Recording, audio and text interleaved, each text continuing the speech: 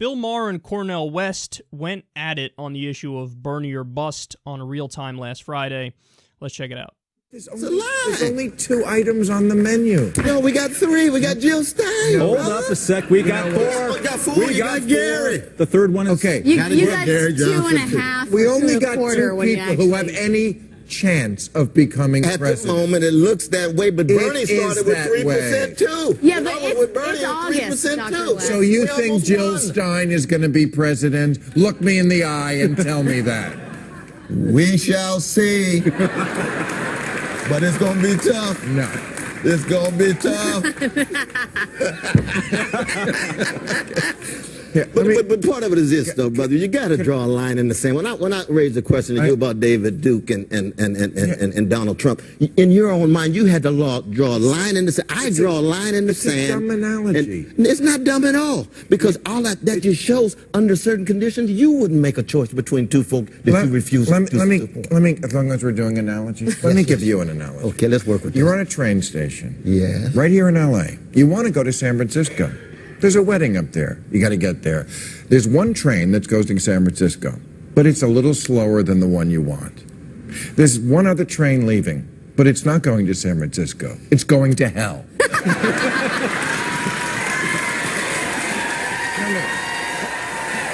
finish. I let you finish yours. Okay. That's not fair. It's not going to hell. It's going to San Diego, which is a lovely city, but it's not where you want to go. You want to go to San Francisco. The only other train is going in the opposite direction. Do you get on the train that's going in the direction you want to go, but slower, or do you go to San Diego? Well, let me answer the question. Can I just answer the question? I love this analogy, though, but let's look at it this way. Back to Brother Matt's point. The Clinton train, Wall Street, security, surveillance, militaristic, not going in the same direction I'm going. It's just better than the neo-fascists like Trump. That's all. So this little back and forth was pretty big on social media. And who's right? I mean, let's cut right to the chase here. They're actually both right. So I know that seems like that's not possible. What do you mean? That's, they're taking exact opposite positions. But no, hear me out here. So the thing that Bill Maher needs to understand is your argument sucks. Maybe that was a little harsh, but it's true. That's a shitty argument. So his point is, you're here in LA and you got to get to a wedding in San Francisco. You either hop on a train that goes to San Francisco and goes slower than you want to get there, or you hop on a train that goes to San Diego, which is just actively going in the wrong direction. Now, that's not an apt way of viewing the situation. Here's a better way. Let's stick with his train analogy. So you get on the train here in LA to go to the wedding in San Francisco. And Hillary Clinton is a train that you get in it, and then it doesn't move. And you just sit there. You sit in the station for 8 hours, and then you get out, and you're like, what the fuck just happened? I just sat in a train, and we didn't go anywhere. I just wasted my time. Now, Donald Trump, yes, you get in the train, you go in the wrong direction, and you end up going to San Diego. That makes more sense for this election. Either you go with Hillary Clinton, and at best, it's no change, and it's a continuation of Obama's policies. At worst, it's actually a little further right on the spectrum than Obama. So I was actually being a little fair with my train point there, because it could be that you get in the train to go to San Francisco, and you go 15 minutes in the wrong direction. You go 15 minutes south, and then they just kick you off. So it's one or the other. That's the reality of the situation for Hillary Clinton. And also, Cornel West went on to make a point at a different time about, if I told you have to pick between David Duke and Donald Trump, who would you pick? And Maher didn't really have a good answer to that. And Cornel West's point was, I'm illustrating how there are, at some time, you will draw a moral red line and say, I refuse to pick between the lesser of two evils. So that was another one of Cornel's points that Bill Maher kind of struggled with. So that's where Maher is wrong. He's basically making it seem like Hillary is much better than she actually is by even assuming that her train gets to San Francisco. It doesn't get to San Francisco. It doesn't even start going in the right direction. At best, it sits in the station. At worst, it goes 15 minutes in the wrong direction. But I will grant him that, yes, Trump's train does, in his example, go all the way to San Diego, go in the wrong direction. So that's where Maher is wrong. Where is Cornel West wrong?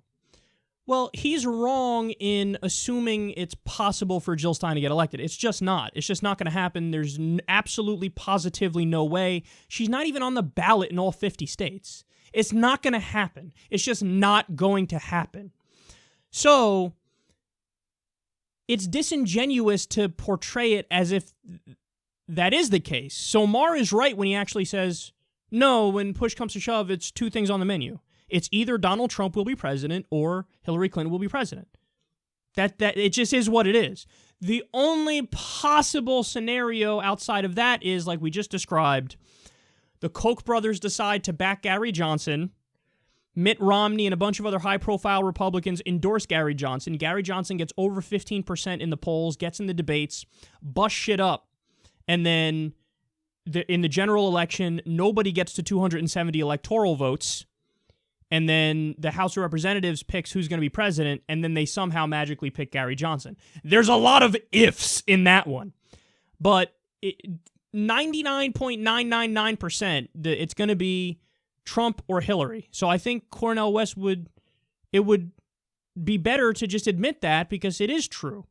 So that's why I think there's a grain of truth in what both of them are saying. Maher is right that at the end of the day, it's one or the other. So when liberals don't answer the question, who do you think is the lesser of two evils, you're just dodging reality in that sense. Like, you could not answer that, or you could pivot and say, I'm not going to vote, or I pick Jill Stein, or I'm for Gary Johnson, or whatever. But when you're asked directly the question, who's the lesser of two evils, Trump or Hillary? To not answer that means you're just not answering that. It means you're not acknowledging a reality that one of them will be president. So Maher is right in that respect, but Cornel West is right in that ever since Bernie went down, there's now this rigid insistence from people on the left that you're not allowed anymore to talk about the sins of Hillary Clinton. That's where Maher is wrong and Cornel West is 100% right. So just because it's the general election now doesn't mean that Hillary didn't support the Iraq War. Doesn't mean that Hillary didn't support intervention in Libya and lead intervention in Libya. Doesn't mean that she's not for intervention in Syria. Doesn't mean that she didn't vote for the Patriot Act. Doesn't mean that she wasn't for deregulation, which led to the subprime mortgage crisis and the Great Recession. Doesn't mean that she wasn't for NAFTA. Doesn't mean that she's not massively corrupt and bought by Wall Street. But now I feel like people like Maher who know these things. He knows this. Now all of a sudden it's like you're not allowed to talk about that because it's the general election and we got to defeat Trump. No, your job as somebody who's a comedian and as somebody who's a political commentator, you got to be honest no matter what. I don't begrudge Hillary for not bringing up all the shitty things she did necessarily. And her job, I think she does best when she just focuses on how bad Trump is. But your job, Bill Maher, you got to be honest about it, man. You can't all of a sudden pretend like now that it's a general election, Hillary's train is going to San Francisco just slower than Bernie's train. Hillary's train gets nowhere near San Francisco. And you fucking know that. You know that thing just sits in the fucking station and doesn't get you to where you want to go. You know it's centrist at best, center-right at worst. You know it's corporatist. You know it's sellout. So what I want to see from people who are in Bill Maher's camp, which I partly agree with, that yes, Hillary is not as bad as Trump. You got to be honest about it. You got to be honest about it. You can't pretend that she's good now that she's against Trump. You got to say she's horrific too, she sucks too, but now let me tell you why Trump is worse. That's a fair argument. You're not really making that argument. You're like covering up all the bad shit about her. And what Cornel West has to admit, he's right on all the facts about Hillary's policies, but he's wrong in dodging the reality that it's going to be Trump or Hillary that ends up winning. So I honestly think there's truth in what both of them are saying. And that'll likely piss off a lot of people in my audience.